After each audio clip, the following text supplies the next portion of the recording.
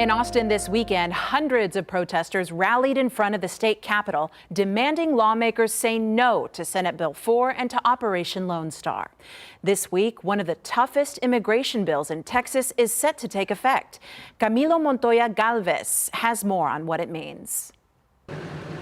This section of the U.S. border, fortified by layers of shipping containers, fences, and razor wire, is one of the areas where Texas troopers are arresting migrants instead of transferring them to federal agents. Texas troopers have arrested more than 10,000 migrants on criminal trespassing charges as part of Operation Lone Star, the state's multi-billion-dollar border security effort.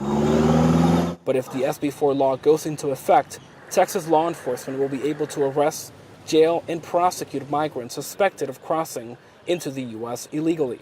State judges could also instruct migrants to return to Mexico. It's unprecedented. Texas state lawmaker Victoria Neave Criado believes SB 4 could lead to racial profiling. Local police shouldn't determine whether a person is here lawfully or not. That's something that falls within the purview of the federal government. In an interview with 60 Minutes correspondent Cecilia Vega, Governor Greg Abbott rejected those concerns. We can have people from Russia, from China, from Iran, again, I can't even name all the different countries they're coming from. So there's no one race that gets profiled. As the sheriff of Kinney County, a Texas border community with just over 3,000 residents, Brad Coe supports SB 4 and says he's ready to enforce it. Like any law, it's supposed to be a deterrent against crime.